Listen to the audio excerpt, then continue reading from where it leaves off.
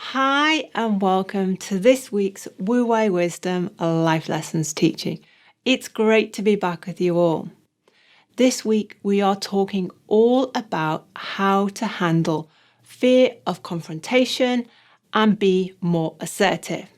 Now, are you scared of speaking up for yourself because you're concerned about how the other person may react? Perhaps other people are taking advantage of you because they know that you avoid confrontation at all costs and would rather keep the peace than speak your truth.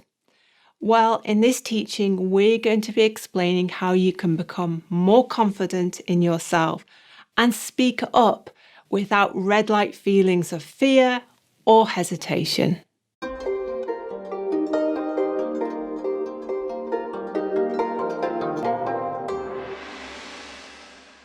Okay, David, so if I'm in a situation whereby I want to speak up and speak to someone and speak my truth, but I'm experiencing lots of red light feelings of panic, sweaty palms, dry throat, my mind's racing, I'm creating worst case scenario outcomes about this confrontation. What is going on here? Well, it's a great subject, and it will allow us to cover some of the real basic things that we talk about in all of our videos. First of all, let me make a definite distinction between confronting and confrontation. Now, they sound very similar, but for me, there's a wide difference between when you confront someone or a situation or you're in a confrontation. And so what is the wide difference then? The big difference is the creation and the control of your emotions. So if you go back to our core teaching that I try and repeat on every video, you are the creator of your emotions. You are not the victim of them. If you're in a confrontation, you are the victim of emotions. Your emotions are overwhelming you, overpowering you, whatever word you want to say, and you are a victim of them. You're being pulled along by your emotions. But if you're in a situation of confronting, you are totally and utterly in control of your emotions. You are not creating what we call red light negative emotions. Someone else may be. They may be fuming. They may be steam coming out of their ears. But you are totally kind of settled. Centered is the word I was looking for. You're centered in your well-being. You're calm. You're in control. And so therefore, you're not in a confrontation. A confrontation is when you lose control of your emotions and you being led by your emotions instead of being led by what I would call Shen, or your spiritual nature, or your authentic nature, or your true nature, whichever word you prefer, that I would call Shen. So what you're saying is that we should confront situations. So if someone is disrespecting us, if someone is stepping over our boundaries, someone is doing something wrong that we believe we need to speak up about, we should authentically confront that person, but not make it a adversarial confrontation. So we should always confront. We should always confront a situation. What we're talking about now is the delivery, how you confront a situation. So if you're confronting a situation led by your emotional response, you are in a confrontation because you are now not thinking it through, not reacting authentically. You're reacting as a response from your emotions. And so this is why this teaching is so vitally important. You are the creator of your emotions. So what you're doing, you're creating an emotion and then being dominated by the emotion that you're creating. You're putting the cart in front of the horse. I've talked about this on so many videos. This is the number one thing that when I'm working with clients, this is the number one thing they still find it difficult to get their head around. They say, I'm nearly there, David. I nearly understand that I'm the creator of my emotions, but, and that means you do not absolutely 100% that you understand and accept that you create your emotions. Because if you don't understand this, then you're creating the emotion, and people say, oh, it's default, oh, it's a habit, oh, it's on, I don't realize I'm doing it. But as soon as you fall into that trap, you are being led by your emotions. But if someone says, David, I don't want to fall into this trap, I know that if I get all worked up, if I get anxious, that's going to stop me from thinking correctly, being authentic, speaking out in a calm, balanced way. But the problem is, David, it's like I know it's the right thing to do, that I should stand up for myself, I should speak out, I should speak my truth. And I really want to do it because I know it's horrible just letting people take advantage of me. It's like, how do I get rid of the emotions? I'm kind of thinking that they're gonna be aggressive with me, or they're gonna it's all gonna go wrong when I speak up. It's not gonna, and that's making me feel more anxious. But I didn't want to jump in and stop you, but I could have stopped you at the very first sentence you said. Because what you're doing is, again, you're putting your emotions first. You see, you're putting the cart in front of the horse. Everything you said there, Alex, was all about my emotions, my emotions, my emotions, my emotions. And what you're saying is, my emotions are almost attacking me. I'm on the defense of my emotions. And you're not taking the responsibility, the accountability that I talk about on every video. Who creates your emotions?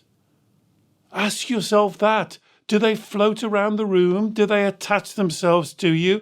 Are you just a reaction against your emotions? Are you a slave to your emotions? And this is the point. This is what all these videos are about.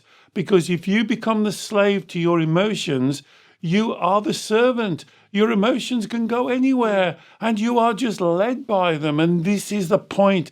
You've got to stop and slow down, and you've got to take this first teaching. You are the creator of your emotions. You are not the victim.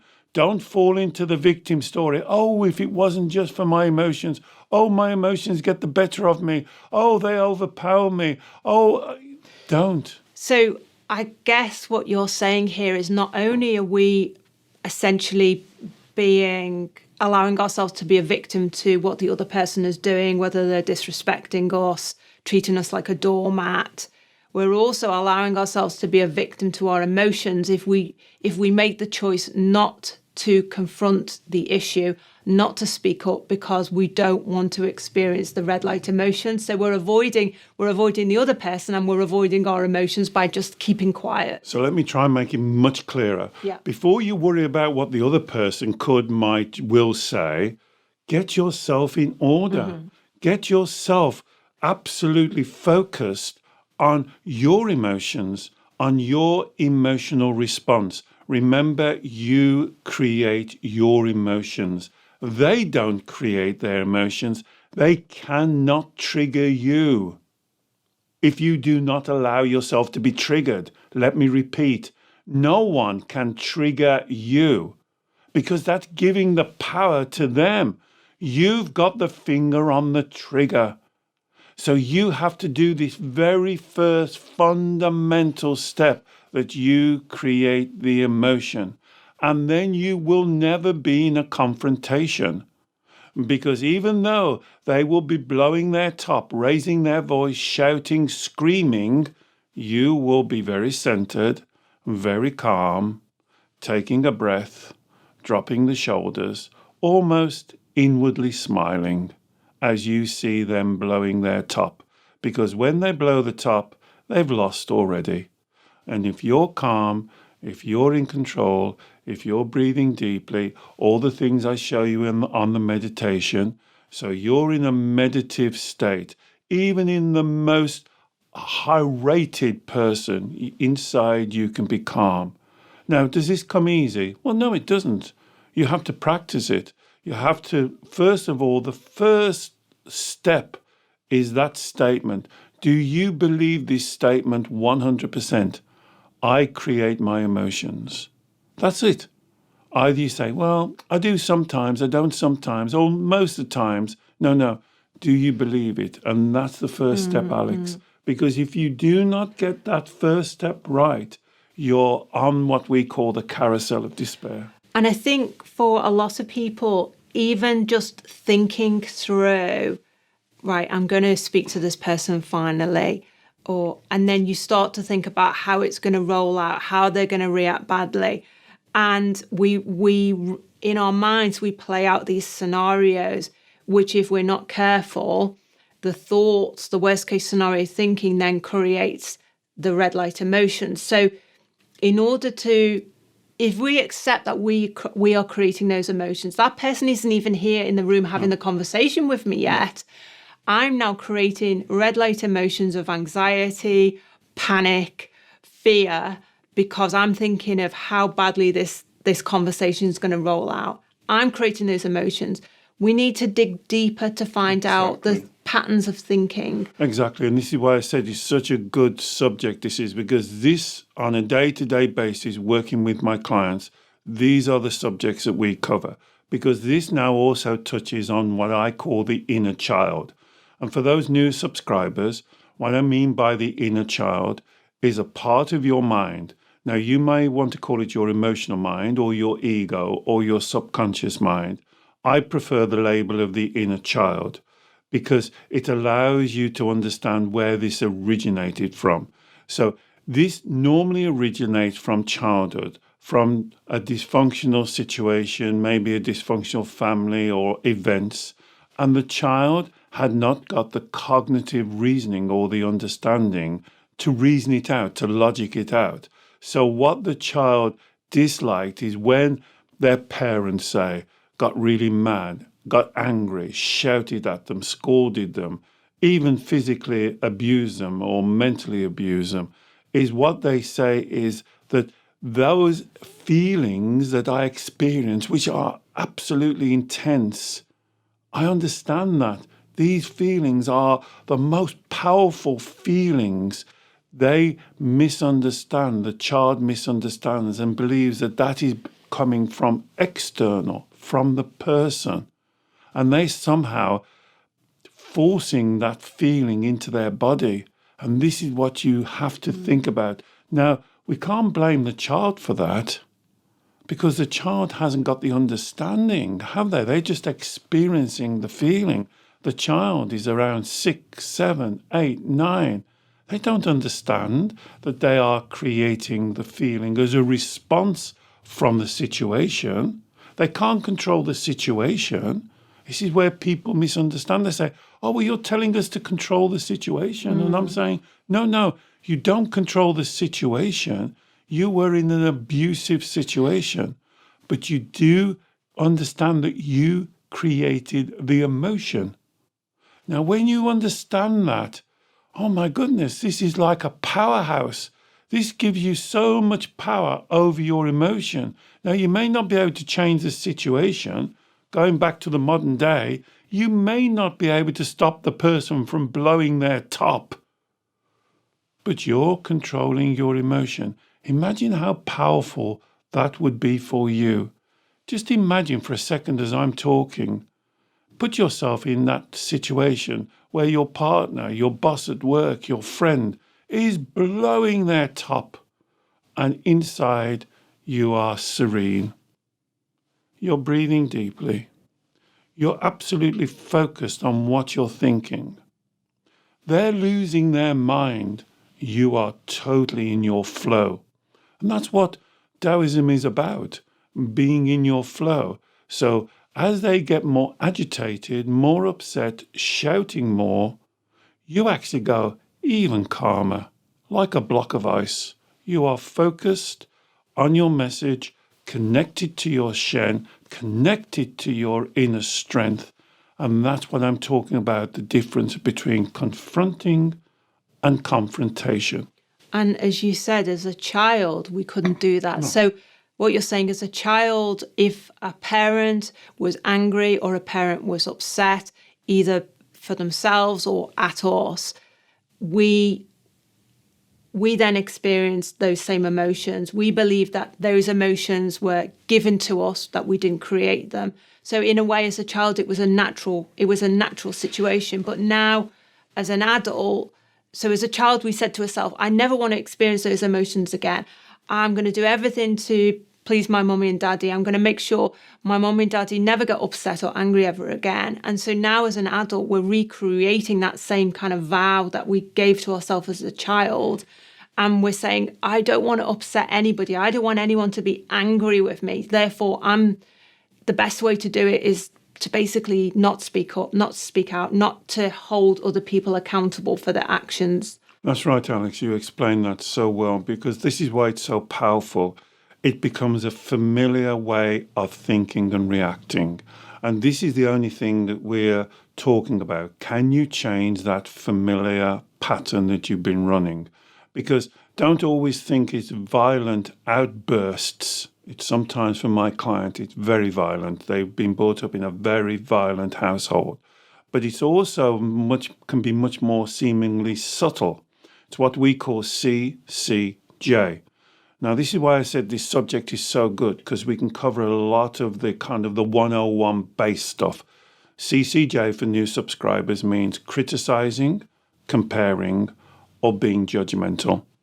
Now, most of my clients will be brought up in this kind of a household where their parents are always critical, always picking fault, always comparing them with either a sibling or someone else, or judgmental. So the child then, as they think that they really deserve, because they are codependent on their parent, of course they are, and they believe that they get their value, their worth from their parent, they believe that when the parent CCJs them in any form, then they have to do something to get this commodity of worth or value.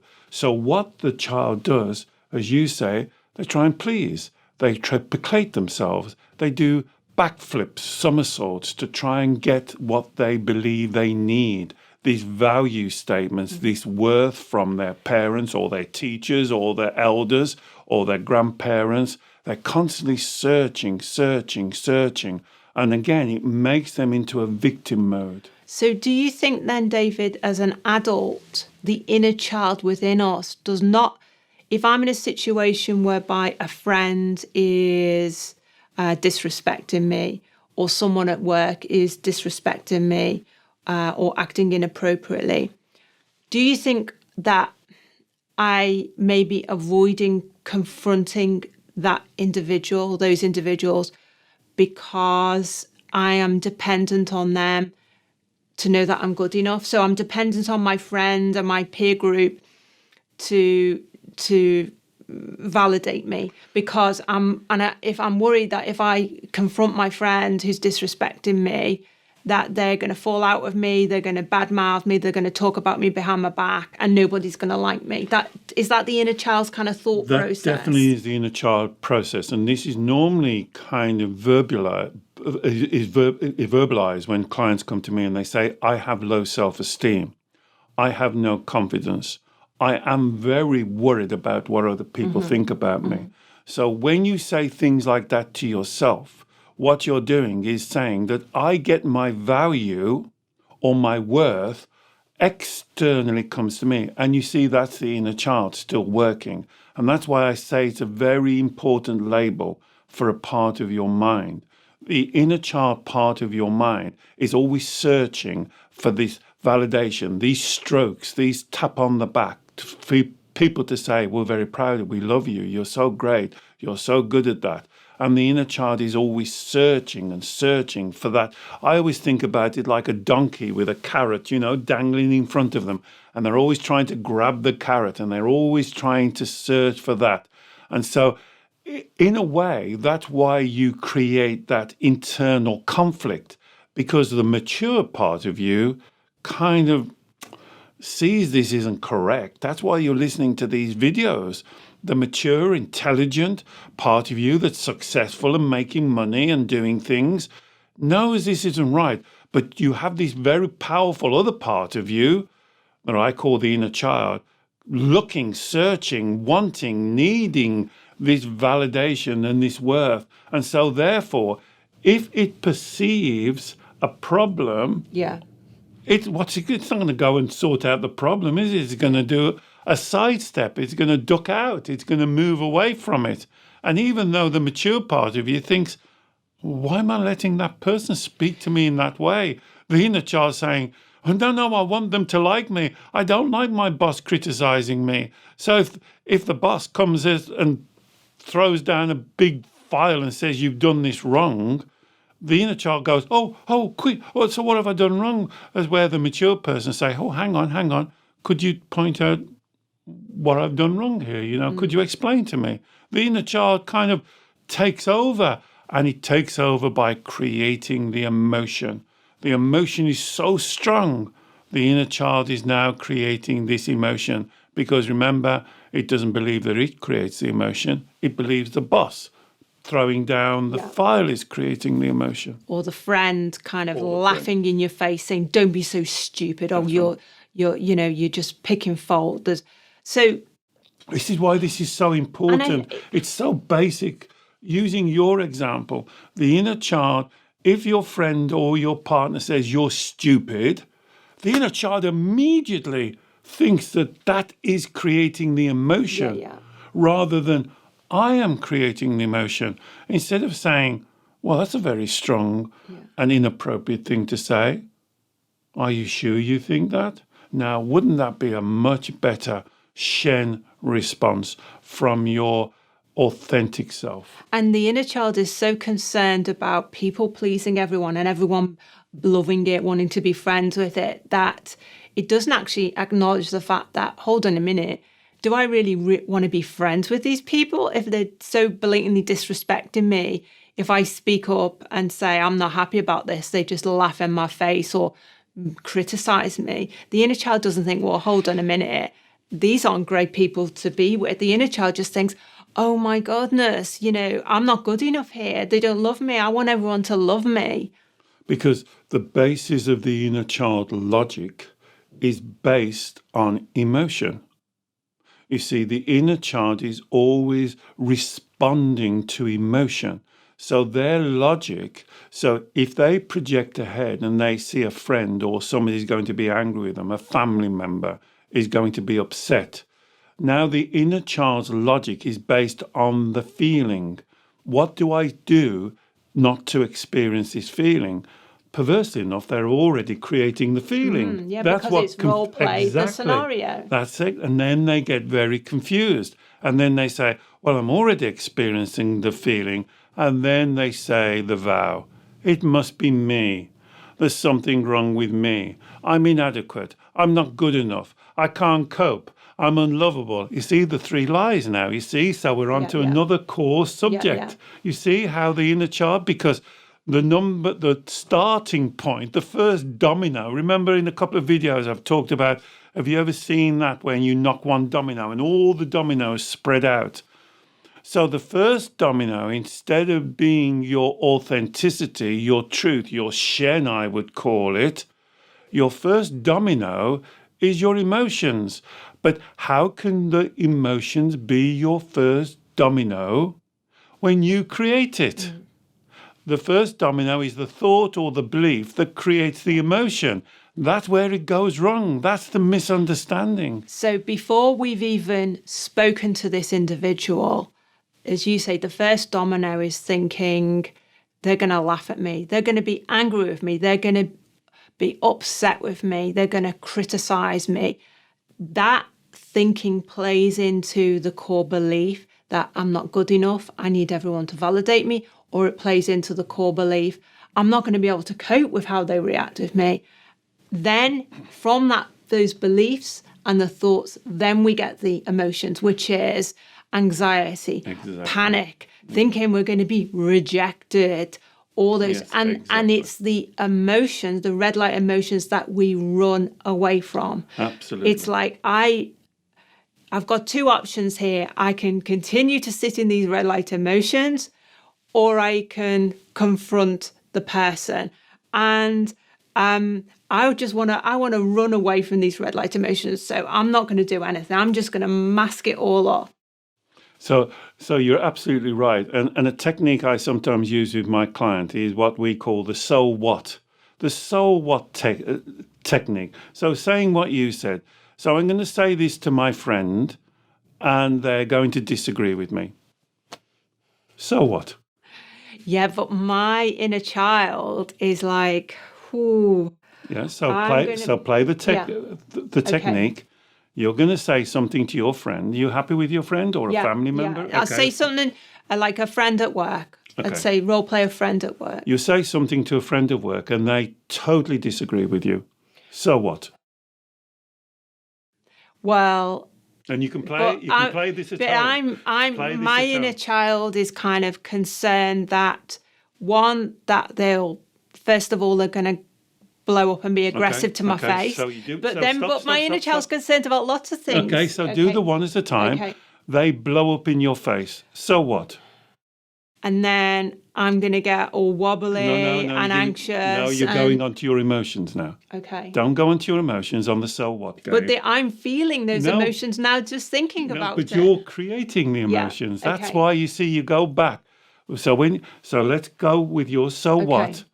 They blow up. Yeah. So what? Don't do the emotion. Okay. Now imagine them blowing up. I always I always say to my clients, you know the cartoons when the steam comes out the ear and the eyes come out on springs? So there they are now. You've told them something and they disagree. Steam is coming out of their ears. Eyes are on springs. So the next thing then my inner child is taking me on to is if I can then ignore my immediate emotional reaction to that. And you're saying but then my inner child is saying, but now then they're going to walk away. Then they're going to fall out of me. Then they're going to talk about me behind my back. Stop. That's the so what. They walk away. Mm-hmm. So what? Well, they might walk away and not take any notice of what I've said. And then it's been a wasted exercise. Okay, stop. They don't take any more notice of you. So what? Well, then nothing's changed and it's been a waste of kind of going through the scenario. So what's changed? Well, nothing's changed, but at least I've spoken my truth. Exactly. And what's more important to you? Them walking away or you speaking your truth? Well, me speaking my truth. I can see if you subtract the emotions out of it, then it changes the weighting. Absolutely. Like my inner child is kind of or my mind is assessing the pros and cons of speaking up or not speaking up. Exactly. If you take the emotions out. And so this is what I said about a value statement. It's down to you. What is more valuable for you? I want to teach you and to guide you to say that your Shen, your truth, your honesty, and your integrity should be the most valuable thing for you. And you should never throw that away. It doesn't matter whether, as Alex says, they blow their top. So what? They walk away. So what? They fall out of friendship with you. So what? Do you really want a friend like that you've got to pussyfoot around as though you're walking on eggshells? I don't think that's a friend. You would much prefer a friend that they can be straightforward, honest and truthful with you, and you can with them, delivering your truth in an appropriate form. Even if they're inappropriate, it doesn't mean to say you have to be. And what about if it's like a family member or a boss that you can't just walk away with? Just do the so what game. Okay, so if it's a family member who I can't just walk out of their life. I don't think you should walk out of their life. I guess if I speak up, they get upset or they get angry. So what? Then I guess what it does is it instigates a reframing of the relationship into that I'm then in control and I can make the choice to say, okay, so this person is still not listening to what I want them to hear. They're still not respecting my boundaries. I've tried my best to try and communicate. They've ignored me or they've pushed me away. Now I move on to the next stage, which is starting to put in place a reframing of the relationship that on my terms rather than being the victim. Well, I don't think it's about being on your terms. I think it's being on equal terms because when I do the so what game with my clients, it's not perfect. It's just a little exercise. I'm sure you're sitting there, you can find lots of little thoughts in this game. But what it does, as Alex says, it retrains you. Don't go to your emotions. And the best one that I heard, and somebody said, well, if I do that to I think it was their mother, if I do that to my mother will never speak to me again. Really? Do you think so? Do you think if you're calm, if you don't lose your temper, if you don't go into an argument, if you don't go into the confrontation, even if your mother in that or your father walks away in that moment, do you think they're never going to speak to you again? Because normally why families break down is because of confrontation. What I'm suggesting is a way that you can absolutely deal with very difficult situations without confrontation. Because the difference between confrontation and confronting is about your emotions. And this is what we always try and teach. I'm going to repeat again. You are the creator of your emotions. You are not the victim. When you become emotionally reactive, you are the victim. There's a step before, there's a first domino, the thought and the belief that creates the emotion. Do not let your emotions be your first domino, because you will go down the emotional logical route. If you let your thoughts and your belief be your first domino, you go down a different route. And I guess what's really just clicked with me, what you're saying, David, is that normally our inner child may want to try and control the other person's reaction. Absolutely. Or control how the situation plays out. Our inner child needs to accept that it cannot control other people's reactions. Nor should it want to. And it cannot control how the situation plays out. But what it can control, and the most important thing, is that you can control your own emotions, you can control your own thoughts, and you can control your own beliefs. And once you retake control of those, then in effect, you're putting yourself in the most stable, authentic position to resolve the situation one way or the other. And paradoxically, Alex, a lot of my clients really want to be in control. And what they're doing is what you just explained is exactly what they're trying. They're trying to control the external events and people because of their emotions. And what I'm trying to teach them to do is to flip that over. In fact, it's called, in our technique, it's called the flip. Instead of trying to control other people, family members, partners, children, your boss, friends, instead of trying to control them, why don't you control yourself? Because that's something that you can do. And then you become one of the most powerful qualities of the Wu Wei Wisdom model is self-sufficiency. Self-sufficiency.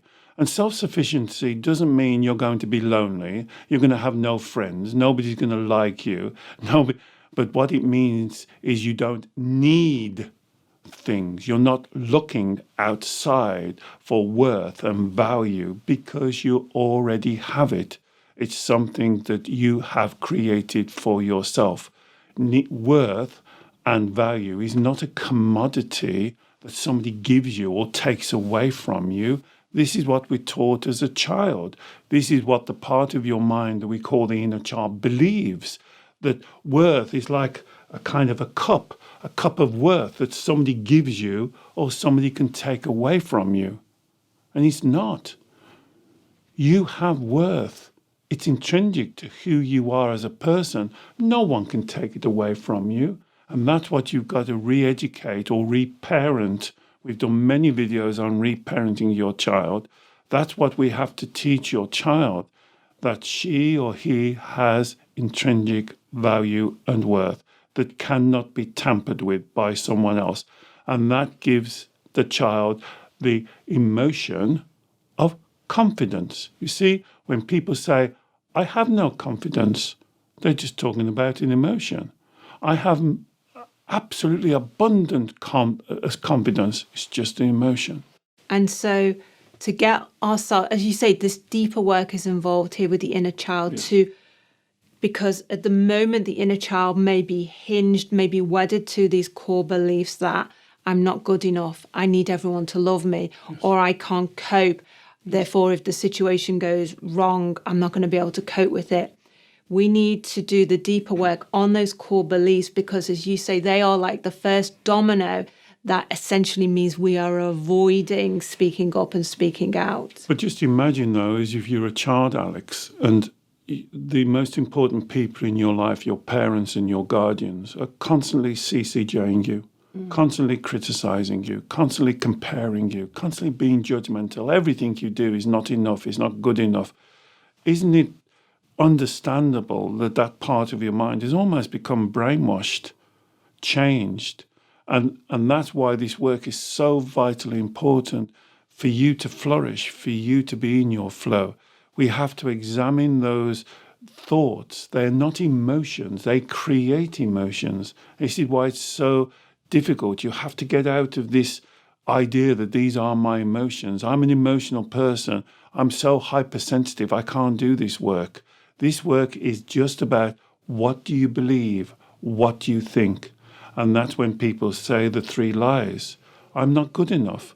No one's been able to prove that to me. I've been doing this work for 45 years. I've heard this thousands and thousands and thousands of times. Not one client has been able to prove to me they're not good enough. I can't cope. I'm unlovable. I'm unworthy. And if you've run any of those statements through your mind, I call them lies. I want to make it stronger. If you've run those lies, you are in this circle, this carousel of despair of your inner child. At times in your life, you as the mature spiritual person who is awesome is not in control. You have a little child, confused, scared, frightened, looking externally for all their worth and value, looking for someone to guide them, looking to be dependent. This is what a child wants to be, dependent on others. Whether now as you get older, it's your friends, your boss, your family members, your partner, you're dependent, and I want you to be independent. I want you to be self-sufficient. And that is the Wu Wei model, because when you become independent and self-sufficient, and your beliefs are what you believe to be true and honest and respect your integrity, then your life changes today. Now you can change it because they are just your beliefs. And beliefs are not set in stone. They're not ingrained. We are changing our beliefs constantly. You are changing your beliefs constantly. The key is to get to that first domino, what we call the fountainhead, the very first one, and check that. Why do I believe that? Where's the evidence for that? Where did that come from? Was I born with that belief? And that's the hard work. And I will put links in the show notes to lots more detailed teachings on these topics to help you with this deeper work that is required. So links to teachings on the CCJ, links to teachings on self-doubt, links to teaching on highly sensitive person, triggers and how to set boundaries. So there's loads more complementary teachings for you to help you with this topic. But once we then get rid of those misaligned, these faulty beliefs, then we are much more able to stand up for ourselves, to speak up, to speak our truth. It's almost like we acknowledge that it's our natural birthright to just speak our mind without thinking people are going to not love us, thinking that we're not going to be able to cope, thinking that we're not good enough. Well, in my terminology, what it's doing, it's aligning us with our Shen, our spirituality. And by that, I do not mean kind of external things or supernatural things. I believe that every human being has this characteristic. I would like to call it Shen, this energy, this flow. And what Taoism is teaching is to be in that flow, not fighting against it. You know, sometimes when you have this internal battle, this war inside of your head, where one part of you knows what you should be doing, but the other part of you seems far more powerful, telling you something else. And that's what this work is so vitally important, because it's bringing those two together. And that's what Wu Wei means. Wu Wei means effortless effort, to be in your flow, to be able to do things that you know is right, that there's no internal battle. It's just a genuine, authentic flow of you being who you are and absolutely knowing that you are awesome. And because that's what I believe you are awesome. And if we do that deeper work, is there anything we can do alongside this in terms of practical things? Say if we are planning to speak up and speak our truth to someone, is it a good idea to kind of mindfully prepare, either do a meditation or kind of think through in our mind how we are going to present ourselves in the situation? Is there anything we can do to kind of help ourselves? Yes, so in our model, we call it the golden thread. The golden thread process is the way you do this, Alex. So the golden thread is always starts at the emotional feeling. So if it's a negative emotional feeling that we call red light, in my model, that's always the inner child screaming for attention. It needs help. The inner child, as I've said in many, many videos, is not a monster. It's not evil. It's not out to get you. It's not trying to screw up your life or give you problems. It's like a little child. It's you when you're about 6 or 7. It's frightened. It's huddled in a corner. It doesn't know which way to turn. And so when you get an emotional feeling, a negative feeling, you may call it stress, anxiety, depression, whatever you want to call it. That's why I prefer to call it a red light feeling. It's like your inner child pressing a button, saying, I need attention, I need help, I need guidance, I need you to talk to me. And then you acknowledge the feeling is real, it's absolutely part of who you are, very strong, very intense. And then you ask yourself, why? And that's the golden thread. Why am I creating this feeling? What is the thought or belief behind that feeling? Then you'll go down about 3 layers. And then you normally come to the 3 layers. I'm not good enough. I can't cope. I'm unlovable. I'm unworthy. Then when you're down to 3 layers, well done. You're halfway there. Now start the golden thread again. Let's just choose the first one. I'm not good enough. Why do you believe? See, now I'm talking to the inner child. And imagine that you have yourself sitting on your lap. You're about 6 or 7 or 8. And you give yourself a big hug. And you say, okay, sweetheart, why do you believe you're not good enough? And just imagine your physical child came home to you one day from school or playing with his friends or come back from grandma's and said to you, Mummy, Daddy, I'm not good enough. He wouldn't just say, oh, okay, darling, that's probably who you are. Or let's avoid that situation. Well, okay, we won't talk about that again. You wouldn't do that. That's the last thing you'd do. You'd be mortified. You'd want to find out where he got that thought from. Why don't you do that for yourself? You see, what I'm suggesting is nothing that's unusual. You just bring that mind, close your eyes, and you just say to yourself, okay, sweetheart, why do you believe you're not good enough? And then you go down the golden thread. I can tell you, I can't be precise for you, but for the majority of the cases, it's either someone has told you that, someone important in your life, mother, father, parents, teachers, siblings, or it's what you've inferred by what actions they've done. So what you're saying is that before we speak out to somebody that maybe we've not spoken out to before, that we need to check for the red light emotions. So this can be done in a quite a quick exercise. So prior to speaking up to this person, whether it's a family member, a friend, someone at work, we check for the red light emotions. Are there any red light emotions coming up here thinking about what I'm about to do? Yes. Then you acknowledge that it's that inner child that's creating the red light emotions. Yes. Then you ask, why is it? What are you concerned about? What's your thinking here? And you dig down. So it's basically an internal conversation with yourself. Absolutely. You can do it in a quiet meditation. Absolutely. You get down to the lies. So they're not going to like me. They're going to fall out with me. I'm not good enough. I'm not lovable. I'm not going to be able to cope with how they react. They're the kind of lies. And then you reassure the child, you look for the evidence, and then you reassure the child that this is not the case. No, so when you get to the level of the lies, then you begin the golden thread again. Yeah. Now you go down to where they got that belief from. When did you originally believe That's you right. weren't good enough? That you Because they couldn't cope? was not born not being good enough. Yeah. They've inherited that belief.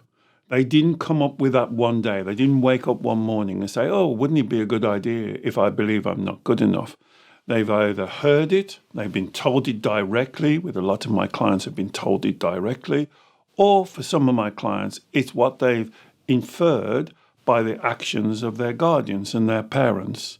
Well, if they really loved me, they wouldn't have acted in that way, would they? Well, is that true, you see? And then you can start interrogating that. And that's what I do with clients there's every day, is to help them and to give them the tools that they can do this for themselves.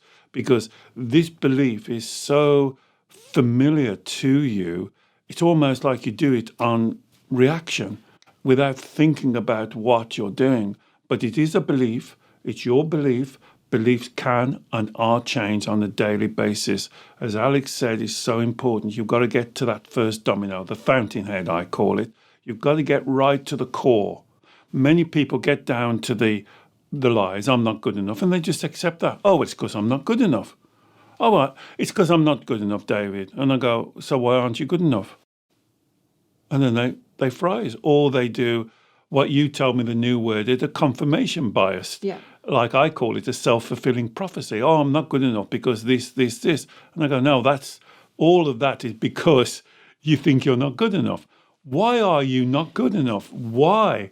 What is the reason? Yeah.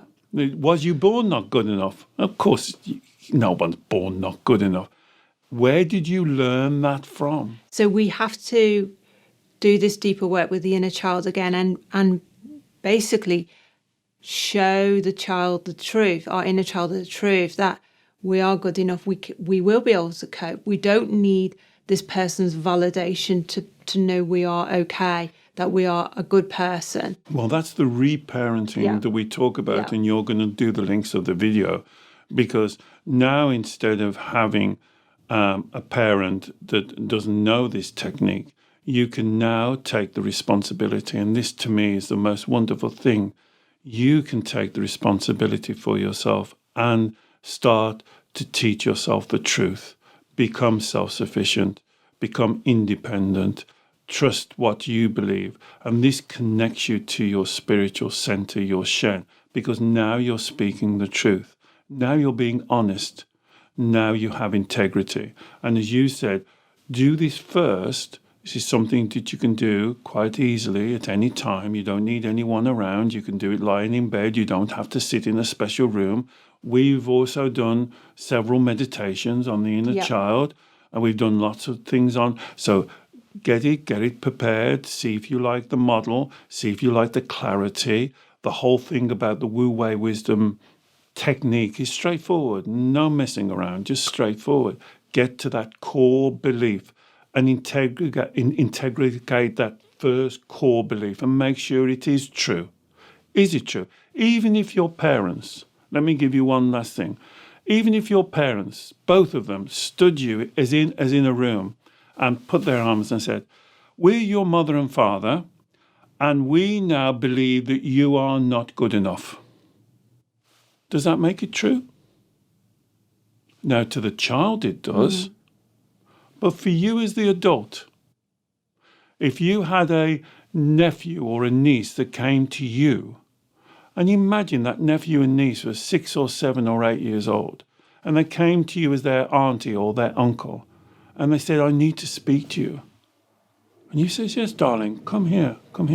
And they said, my mummy and daddy stood me up in my bedroom last night, and they told me that I was not good enough. What would you say to that physical niece? Would you say, well, if your mummy and daddy said it, it must be true. So we have to learn to, rather than just agree with the narrative, we need to question it and call it out and point out the truth to the inner child. Because you would not say that. You would Yeah. never say that to that physical child of 6 years old. You would never say, well, I've got some bad news for you.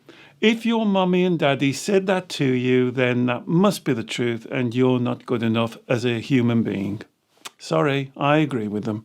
You wouldn't say it. And because if we don't have this kind of, I guess it's like a constant conversation with our inner child, because it's not going to happen in one sitting, if you like, one conversation with the inner child. It's going to take several conversations. So think about what you're about to do in terms of confronting a person.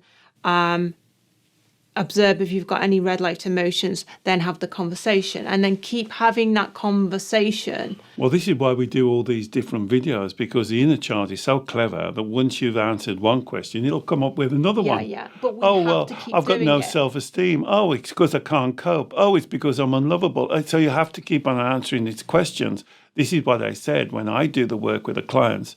I go and sit with the inner child is in the corner and say, okay, sweetheart.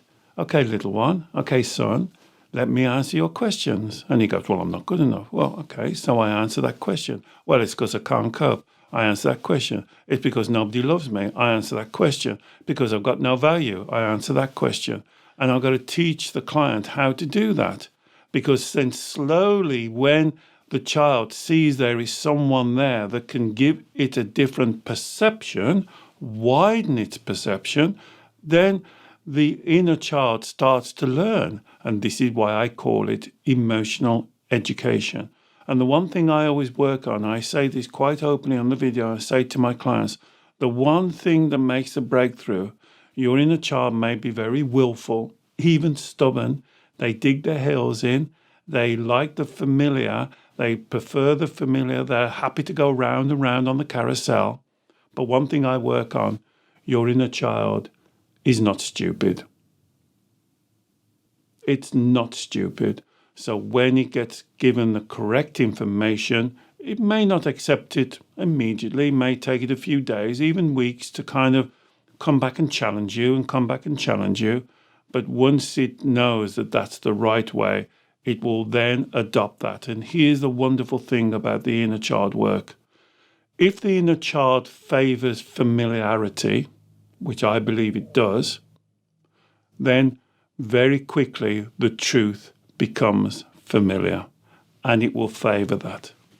And also the beauty of this work is that nobody else needs to know you're doing it. No. So you can be doing all this inner work, all this inner child work, preparing yourself, weeding out any inappropriate, any faulty beliefs, any faulty thoughts, worst case scenarios, thinking you can be dealing with all this behind the scenes. And the person, whether it's a family member, a friend, someone at work that you need to speak to, never needs to know. And hopefully now, I don't know how many videos we have in the archives, it must be 100 or so. You can look back and you can say the inner child says, I don't know, whatever. Hopefully there'll be a video in the archive. There'll be a teaching. There'll be a for teaching. Any situation. And if there's not, then write in and say, could you do a teaching on this, David? And I will definitely do a teaching. I can't be precise for you as on the video, but I can give you the broad brush teaching that you can then make it more unique and personal to you. Brilliant. Thank you, David. Well, I really hope this teaching has helped you and helped you understand really that it's not all about those surface level red light emotions and that we shouldn't make the choice to avoid them and so avoid speaking up and speaking our truth. And we've really demonstrated the importance of looking beneath the emotions, looking to find the thoughts, looking to find the beliefs, and doing that inner child work so that you can be 100% self-assured and be making that choice to speak your truth without any question, without any red light feelings of fear. If you have enjoyed this teaching, please do let us know. Share the teaching with someone else who you think may also benefit. David works with clients on these sorts of issues every week by Zoom video call. And if you'd like to learn more about David's sessions, I will put links to learn more in the show notes below. And finally, please don't forget to subscribe to our YouTube channel. We produce new teachings every week and we would love to share your journey with you. Bye-bye.